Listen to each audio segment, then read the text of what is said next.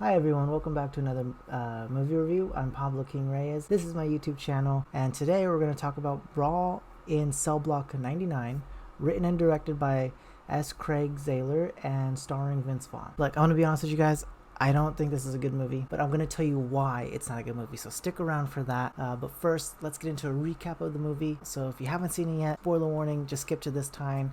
The movie came out in 2017. It's not very popular, and it didn't really do well financially. So let's get started on that recap.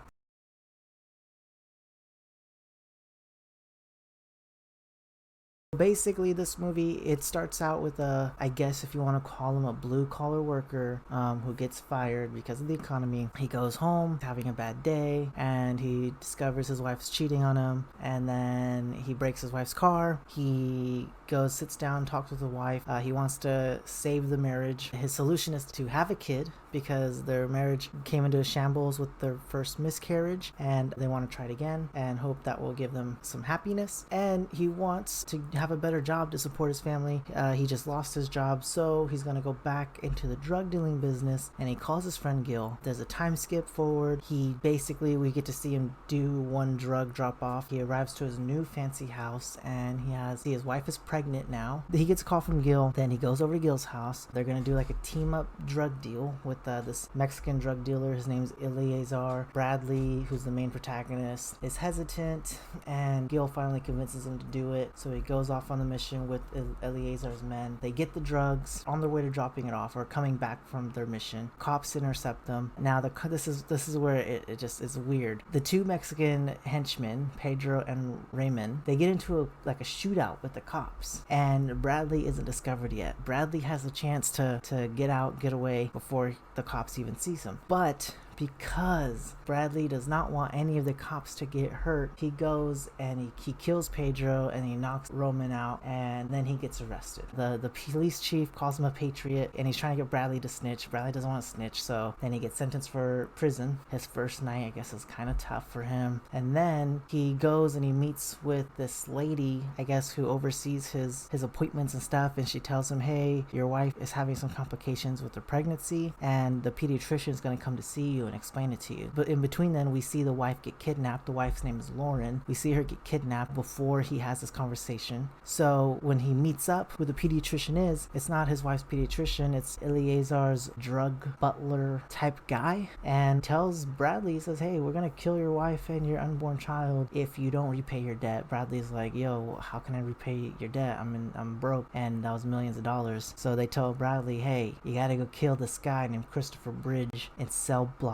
99. So he's like, how do I do that? He's like, well, first of all, he's in a higher detention part of the cell, or part of the prison. And so he's like, okay. And so they say, you got to find a way to get in there. Okay, so he does that. He goes and beats up one guard. He breaks his arm. Beats up 3 other guards before he gets knocked out. Then they send him to Red Leaf, which is the higher, more like secure prison for the more dangerous people. And he's like asking around, hey, you seen Christopher? This guy he's talking to, he's like, I never heard of him. And so he's like, what about Cell Block 99? He's like, oh dude, that's even worse part of the prison. You gotta go there. So he fights all the inmates in the prison yard, beats him up pretty badly, and then he breaks another guard's arm, because this guy's very strong. They make an emphasis that he's 6'5" and he's a big dude, so he bear hugs an inmate, and you hear the bones crack of the inmate he's bear hugging. Anyways, he goes and he finally gets into Cell Block 99, and he's like, hey, yo, you've heard of Christopher Bradley? And the inmate he's talking to, nope, never heard of him. Okay, so then the guards come to kind of torture him a little bit because they force him to put on a shock belt when he's in that Cell Block 99. That's like a torture thing they have. So he's getting shocked.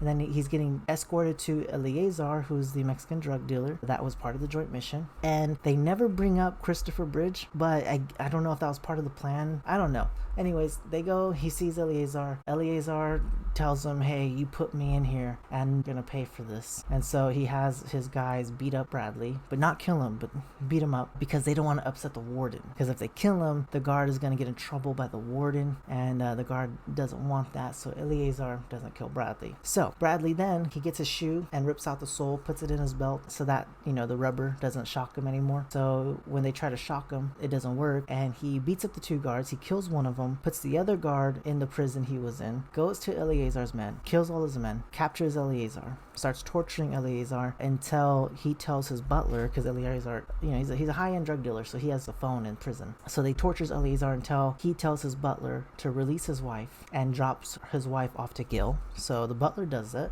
and then Gil and Lauren kill the butler and this abortionist that was going to kill the unborn child. And then Bradley kills Eleazar, and then the warden kills Bradley. So that's the end of the movie. That's a quick summary. If you've seen it, you know it. If you haven't seen it and you probably don't plan on watching this and you didn't care for spoilers to stick around, that's kind of the very streamlined version of a recap.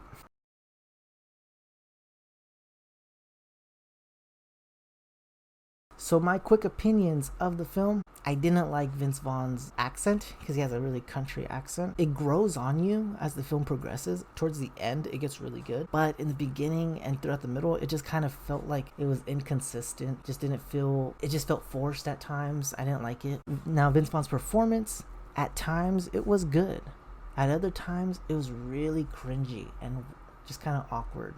Like there's 2 moments where he winks, and one's supposed to be like a romantic wink and the other one's supposed to be like gotcha wink, and the way he does it, it's just like it kind of makes you cringe a little bit. Now I liked Vince Vaughn, growing up as a kid, but it was cringy at times. And overall, his performance is good. As the film progresses and he settles more into the role, he does get way, way, way better. But at the beginning of the film, I was just kind of not really on board for like the first half of the film. Now, I'm not too sure why, but Bradley has almost like superhuman strength at points where it kind of breaks the realism that the film is trying to go for, especially when you see him bear hug an inmate and just kind of break his back. Like, I mean, I guess it's possible. I'm not someone that has experience in that or studies that, but it just seemed really unrealistic because the dude he squeezed, it wasn't like a twig, or it wasn't like half his size. Like, it was a guy probably bigger than Vince Vaughn, muscle-wise, and he just bear hugged him, and you just hear the of his back, and it's like, okay, dude, sure. I mean, Vince Vaughn's a tall dude, and he did put on 25 pounds of muscle for the film, and he did take boxing lessons for like, I believe, a month or 2 for the film, and so he was well prepared, but it just broke the reality of the film for me. And then my last kind of opinion-based critique, because these are just my opinions, I guess this could be different for everyone else, which is why I'm not considering these cons of the film, but these are just my opinions. I wasn't a fan of the cinematography. I just thought some of the shots were not the best choices. Like, for example, there's one shot when Gil's convincing Bradley to go on the mission. It's Gil and Bradley, and they're talking, so camera's facing this way, they're talking, and behind them you could see right over their shoulder is Eleazar and his men kind of huddled up and talking, and they're talking. You could probably assume that they're just mouthing conversations, obviously, but it gets a little distracting because that shot is the majority of the scene for that moment. And after a while, I mean, after you don't have any close-ups to cut to, focusing on Bradley and Gil solely, what's happening here just gets a little distracting. And so there's a lot of questionable shots where it could take your eyes away from the attention. Also, especially in the beginning of the film, it was really, really blue for some reason. I guess that's a creative choice, but I just thought it was kind of overkill. And I wasn't in love with the cinematography work. Okay,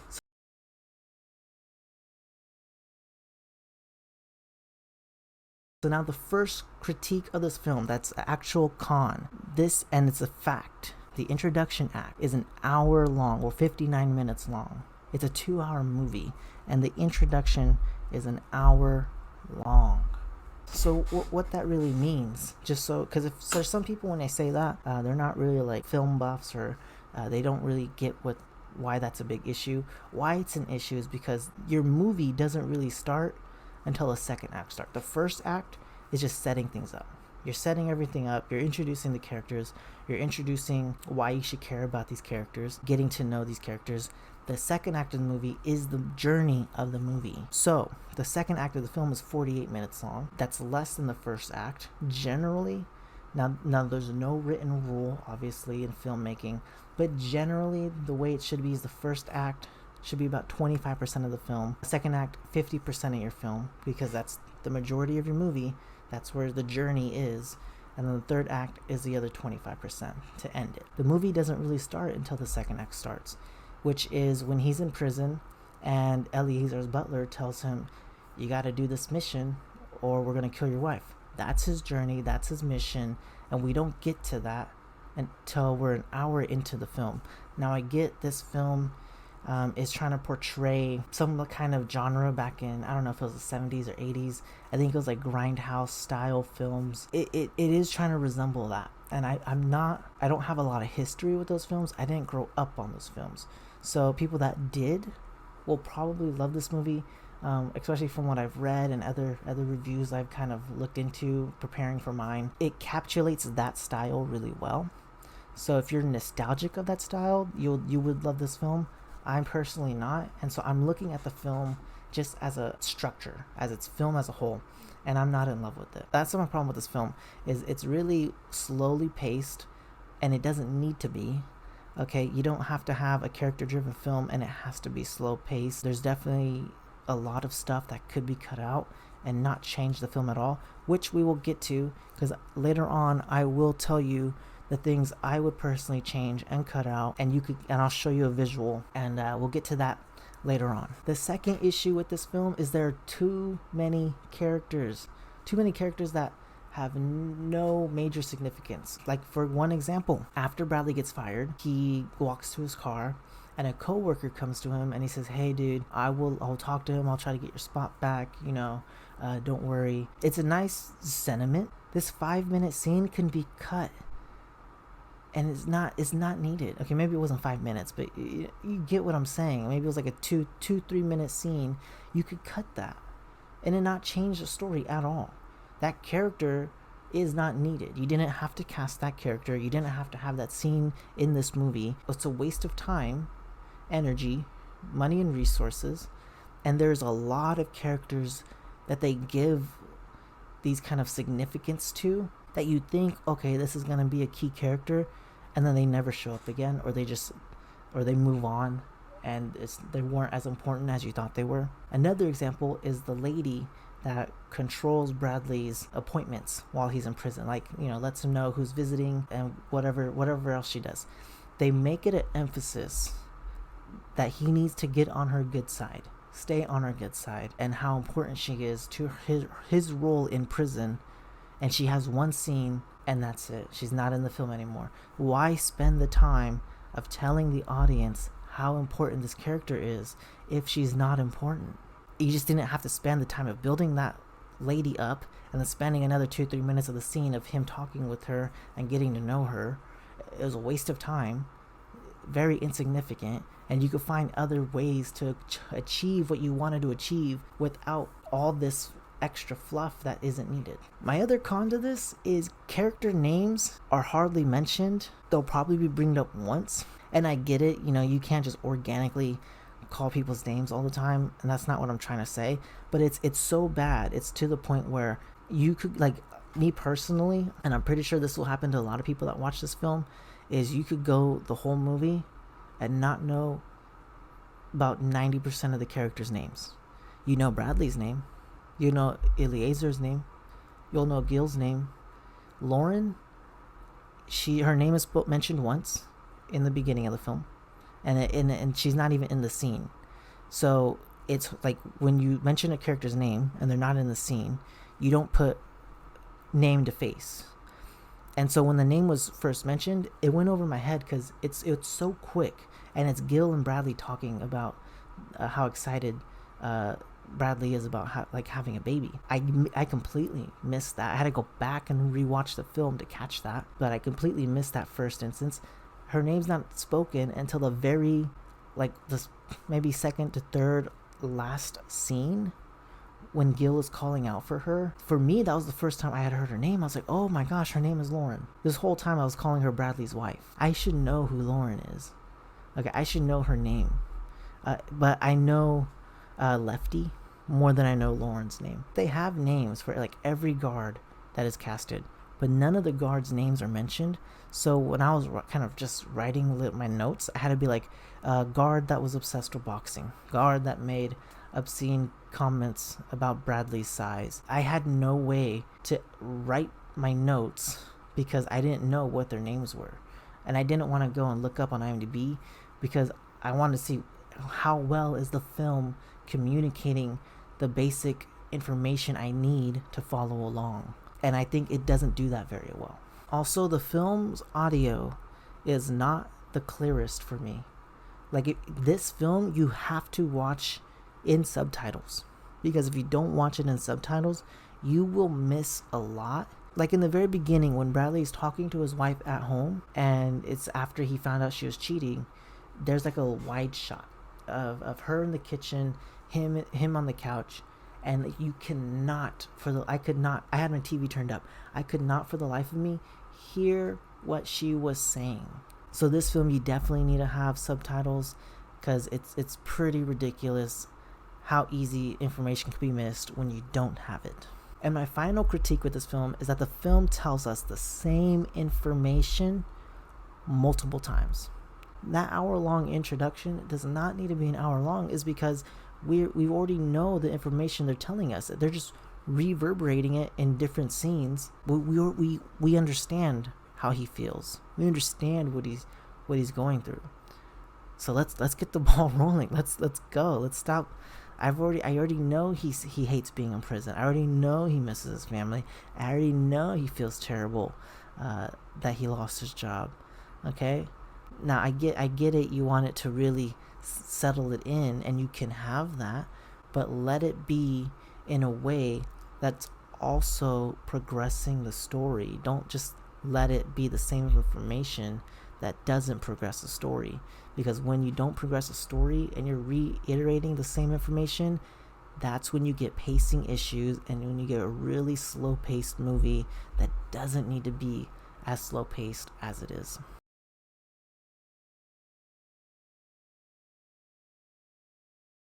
So I've bashed this film enough. I want to talk about some of the good things it does do right. Okay, the gore in the film, if you love gory films, and it's not gory, but you know, the violence, the brutality, the when he breaks the guard's arms, it's pretty graphic. He smashes somebody's face in.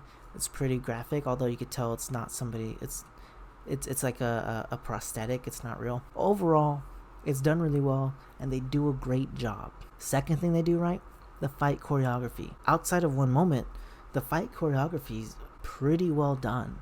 And lastly, overall, the acting of the film was pretty good. The guy that played the warden kind of stole the show.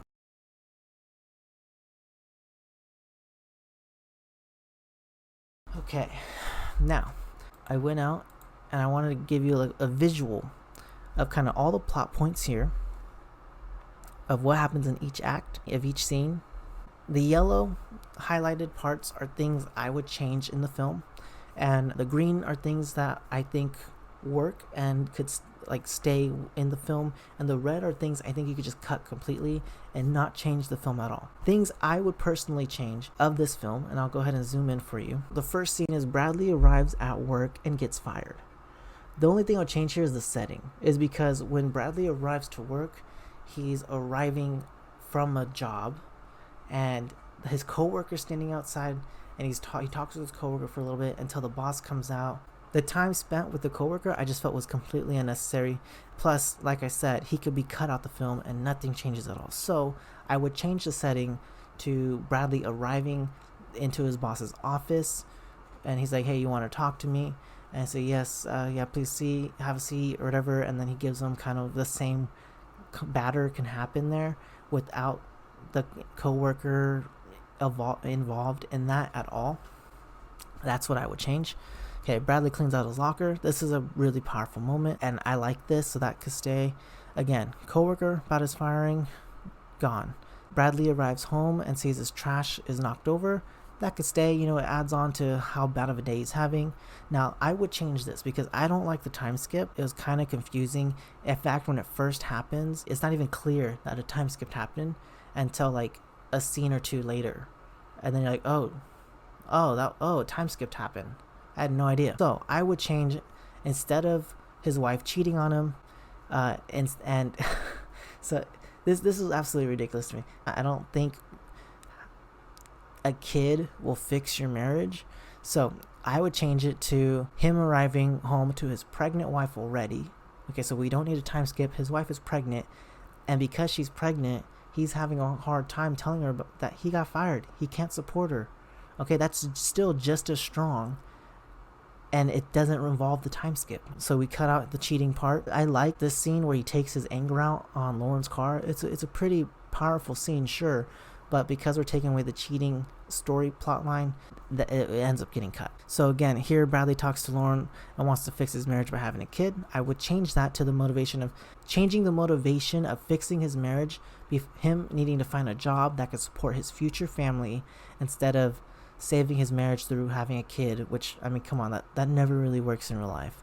So the fact that he doesn't have financial stability and he has a kid on the way and a wife he needs to support, I think that's a strong enough motivation for him to get behind. And Bradley deciding to call Gil to go back into the drug business still works. It still works. That doesn't change anything. He's still going to be needing to go back into the drug business because he needs to support his family. So that gets rid of the time skip. Now Bradley calling Gil to go back into the drug business leads into Bradley arriving to Gil's house. So you see how that immediately gets streamlined without this 5-10 minutes of fluff here. So the next thing I would change, Bradley refusing to work with Eleazar's men in this joint mission. His refusal to work initially is because he's hesitant on Eleazar's men. Roman, he says, he's juicing. I can't do this mission with him.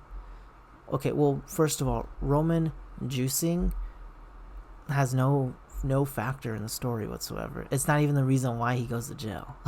Okay, so not needed.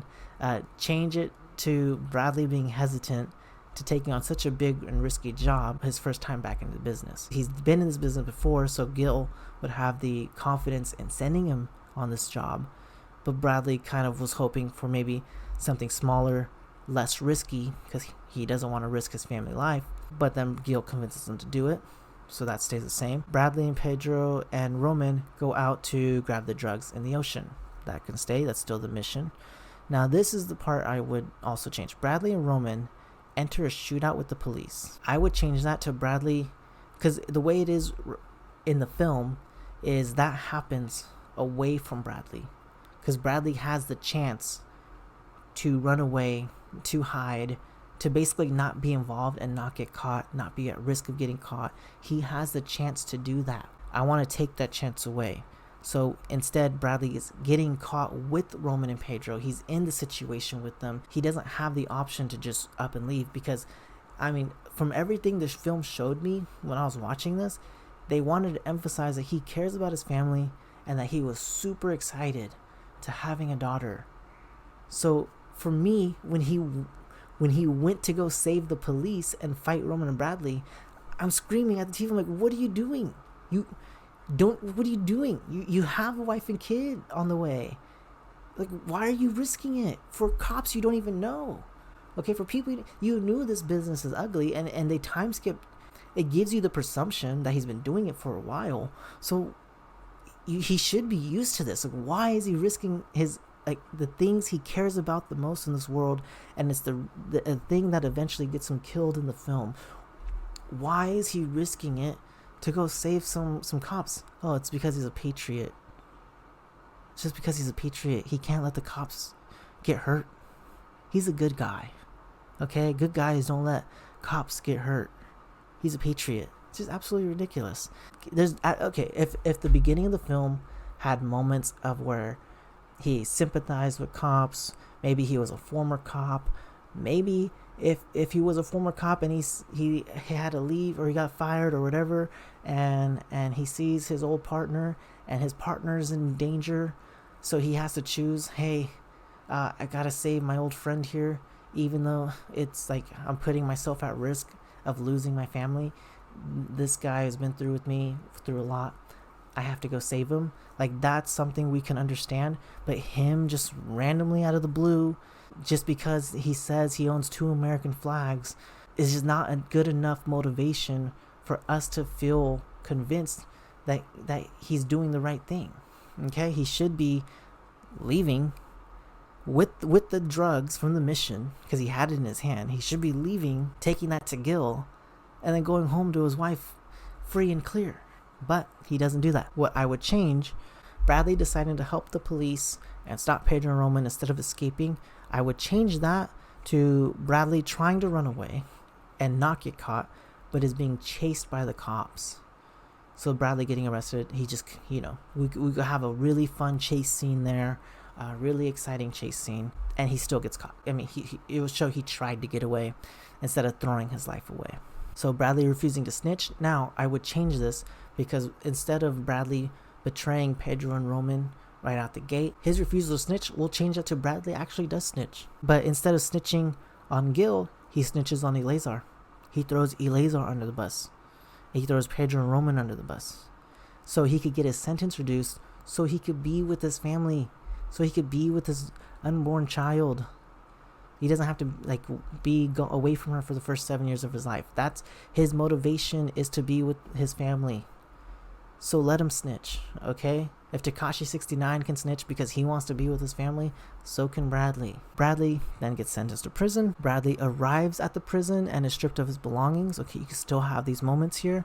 And so this is also weird. Okay, Bradley refuses to join the guards' boxing team and has a rough night adapting to prison. I would just get rid of the boxing team guard plotline.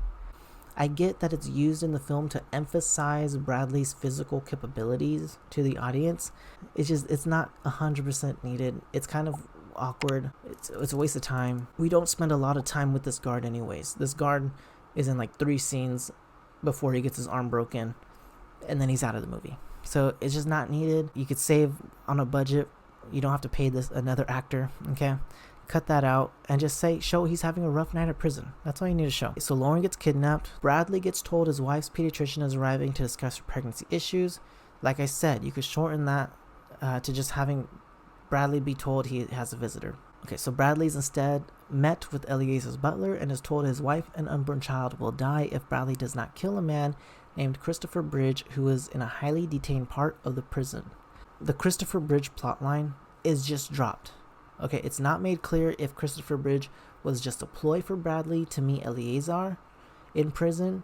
I'm assuming that's what it was, to get Eleazar into to get Bradley into Block 99 so Eleazar could, I guess, beat him up. But it wasn't clear. So Bradley knows this is a mission for Eleazar he's on. He knows he's repaying a debt to Eleazar. When he first meets Eleazar, the name Christopher Bridge isn't brought up. It's not like he says, look, I'm trying to find this guy. I'm trying to repay my debt. And Eleazar says, there was no guy. There was no, I just wanted you here so I can torture you, kill you, whatever it is he wants to do. Okay? That's not the interaction we get from this. In fact, actually, this is also a weird thing. Eleazar being in prison makes no sense. Okay? Because Eleazar, he tells Bradley, he says, hey, you've betrayed me. You've put me in here. This is your fault, he tells Bradley. But Bradley didn't snitch. Bradley kept his mouth shut. Bradley was going to go to prison and spend the 7 years and never mention Eleazar's name. So the fact that Eleazar is in prison doesn't make any sense. Maybe Roman snitched. That's the only logical conclusion. But that's not brought up. That's not mentioned. In fact, Roman is by his side as he beats up Bradley in this scene. This just makes no sense, okay? So this is not a good film, and I'm telling you, it's not a good film, in my opinion. So I would change that. Don't even bring up Christopher Bridge plotline. Don't even mention it Instead, just tell Bradley he has to go to cell block 99 or his wife will die. And if Bradley is like, why do you need me to go into cell block 99? You'll know why when you're there.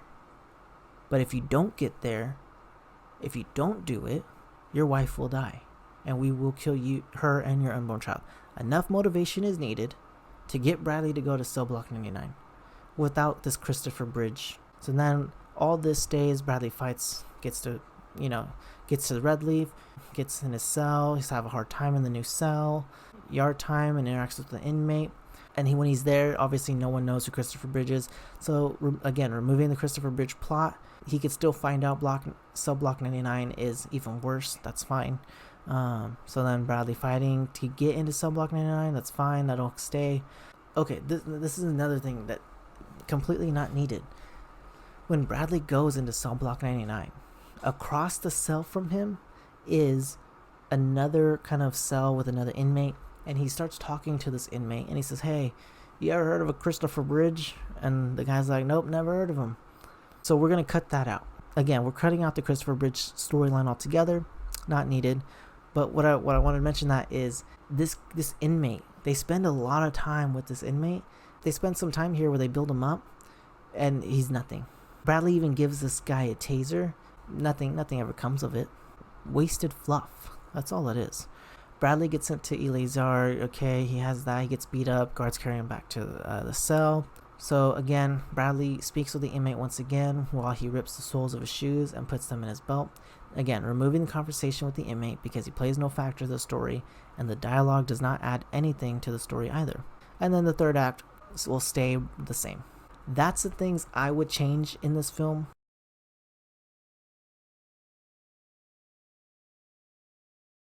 I am shocked at this film's IMDb rating.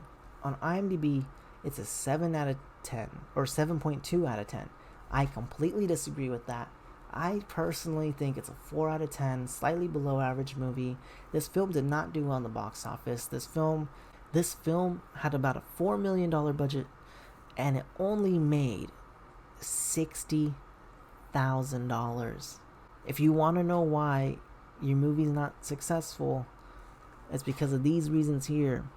If your movie's not successful, there's always a reason why. Obviously, this movie was not made for theaters. This film is not entertaining for a majority of the film. Your average viewer, your average movie watcher, not your film critic, is not gonna enjoy this film. Now, I know IMDb says 7.2 and is telling me otherwise, but on IMDb, there's only 60,000 reviews total. Okay, we get this out to a mass audience. If the mass majority of people saw this, I highly doubt that 7.2 would stay.